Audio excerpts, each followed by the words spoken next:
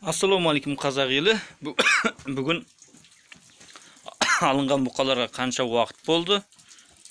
Сосын бел орам арқылы, яғни алыпқат арқылы тірі салмағын қалай шығаруға болады? Сосын оның тірі салмағын примерно етке қалай есептейді? Соны айтатын боламыз. Ендеше бастаймыз. Ladies and gentlemen, құрметті ханымдар мен мырзалар, бұл бұқаның аты WWE жарық жұлдызы Джон Сина. Бұл Джон Сина кеше келді. Яғни бұны кеше салмақтан өту рәсімі болды.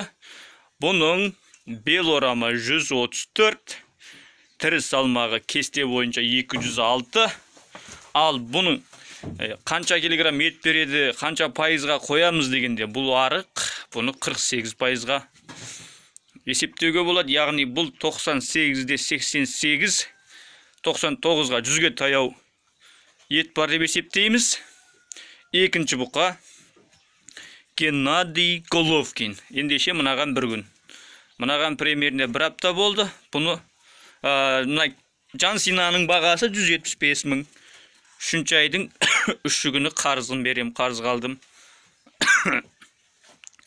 Геннадийдің бағасы 250 мың. 4-ші айдың 4 күні қарызын қайтарамын. 1,5 жас. Мынау 1 жас 2 ай. Джон Сина. Мынау 1,5 жас примерно. Бұл да кеше салмақтан өту рәсімінен өтті. Геннадийдің бел орамы алыпқаты 152 сантиметр. Сосын бұл арық бұқа. Бұл 57 пайызбен болады.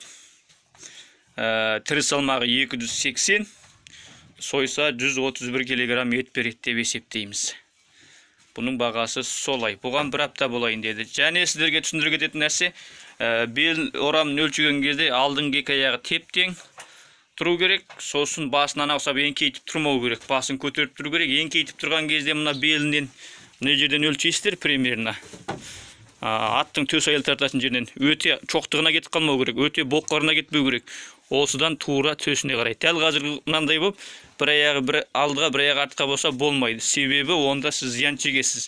Осылай тұрғанда өлшесеңіз 5 сантиметр 10 сантиметрге артық көрсетеді. Жаңағындай жем-жеп еңкейіп тұрса да 5 сантиметрге 10 сантиметрге артық көрсетеді. Кеше мен оны сынап көрдім. Соның үшін ғылыми түрде ғылыми өлшесеңіз, мына кестелер, яғни нелер қате кетпейді. Ленталар. Алла қаласа, біз бұл ленталарды қазақша ленталар марка қойып, қазақтың ленталар, қазақтың мал шаруашылығына қатысты заттарды шығаратын боламыз. Ол Алла қаласа менің болашақта істейтін жұмыстарым. Мына сарбұқа 4 ай болды. Бұның аты Макгрегор. Кеше салмақтан өтті. Макгрегордың бел орамы 165. Бұның тірі салмағы 364 деп есептедік. Бұл Алла қаласа 55 пайызға. Бұны 200 кило шығады деп есептеп отырмыз. Оның бәрін бір Алла біледі, бірақ бұл ғылым примерно 10 килограмм плюс-минус болады. Мына тұрған Плойд Мейвезер, бұның ұзын биік болғанмен жіңішке, бел орамы 164. Бұнда 55 пайызға есептедім. Плойд Мейвезер 358 килограмм. Сойылғанда бұл 55 пайызбен 197 килограмм шығады деп есептеймін. Ал мына бұқамыз, бұл Саул Канело Альварес. Бұның бел орамы 155, 55 пайызға, тірі салмағы 364. Бұл сойылғанда 200 килограмм береді деп есептейміз. Ендеше бұның жанындағы, бұлар негізі 4 ай болғандар. Бұл Angry Tiger. 4 ай болды бұларға. Жаңағы осы 4-еу. Бұның 188 бел орам, 540 тірі салмақ, 55 пайызға 297 килограмм береді деп есептеп отырмын. Бұл 4 ай. Келесі бұқа, бұл да 4 ай. Бұл бұқаның аты Бек И. Бұның бел орамы 185, тірі салмағы 512, 55% бен 281 кг ет береді деп есептеп атырмыз. Енді міне жердегі бұқалар, бұларға 2 ай болды. Бұлар мыналар 1,5 жас, мыналар 2 жас. Мынау 1 жастан 2 ай асқан. Оның аты Шоумайкус деген бұқамыз. Бұның бел орамы 1,60, кеше салмақтан өтті.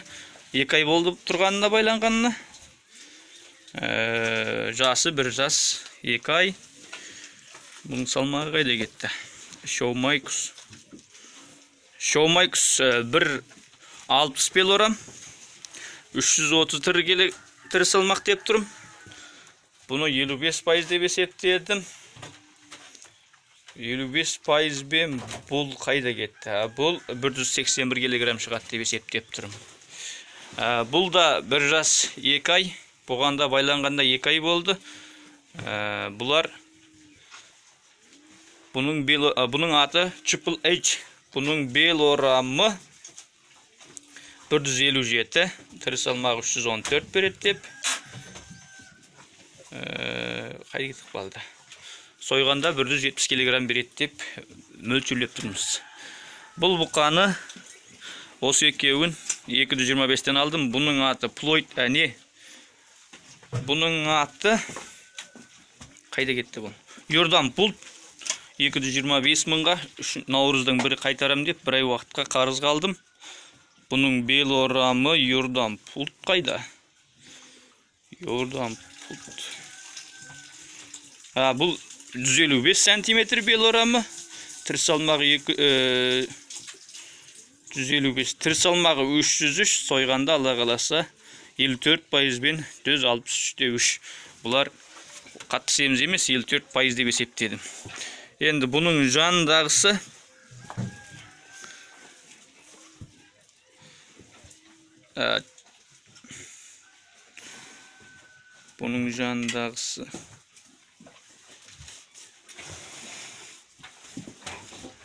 не деп жаздым мен кеше?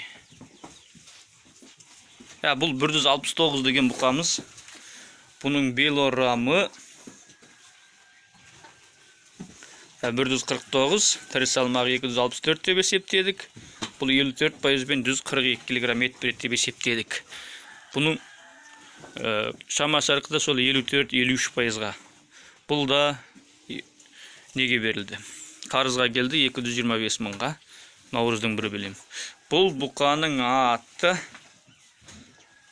қай жерде? Не деп қойып едім? Брак Лейкснор. Кеше салмақтан өтті.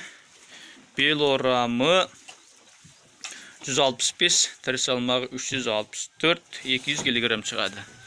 Бұл 1,5 жас 4 ай болды өз бұқам. Бұл жаңағы 7 бұқаным алдыда үйтіпті айтқам ғой, 235 мыңға тұрған деп. Бұл бұқамыздың аты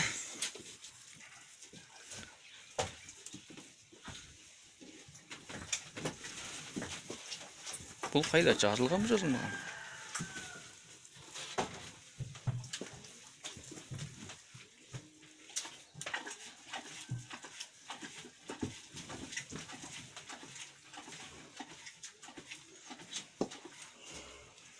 Бұл бұқа Бургти деген бұқа екен.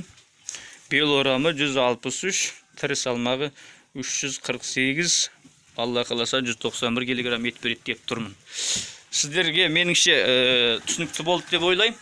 Бұл 4 айлық бұқаларды мен әзірге 54-55%-ға көбейтіп тұрмын, жағдай мұндай. Енді бұл кестелерді мен телефон нөмірім 8 707 680 60 66. Звондап әуре болмаңыздар.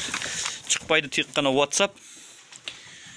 Кестені жіберіп бер десеңіздер жіберіп берем. Ол кесте Қазақстанға сынақтан өткен борышылар қауымдастығының ана лента, мына лентаны, ана кесте, мына кестенің бәрін сынақтан өткізіп, өздері бірігіп, бекітіп шығарған қазақстандық кесте. Қазақстанның мал түлкіне, яғни бұқаларына сәйкескен лента.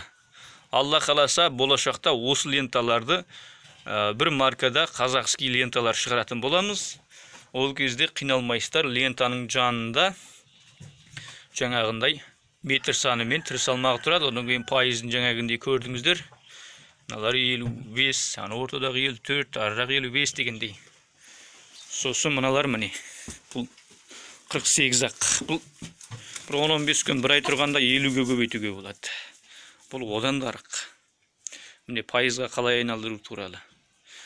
Осындай. Сосын бұл видео ұнап жатса лайк басамыз, пікір алаңына пікір қалдырамыз, және барша қазақ тілді әлеуметтік желілерге, қазақ тілді кісілерге қолданысқа түсу үшін осы YouTube каналымыздың сілтемесін барынша таратыңыздар. Мынау кеше келгендіктен мөңіреп тұр. Бұның жасы 1 жас 2 ай құнажынның баласы екен. Басқа түсінбей етқан жерлеріңіз болса хабарласасыздар. Ендеше әр қазақ менің жалғызым. Әр қазақтың бай болғанын, бақуат болғанын, дамыған елдің қатарына қосылуын шын жүрегімнен тілеймін. Тек қана барлық жақсылықтар бізде болсын. Бәріңіздің жанұяңыз, отбасыларыңызға келе жатқан көктем, жаңа жыл, жаңа леп, жаңа табыс ала келсін. Рахмет. Құрметпен Таңжарық Шотайұлы.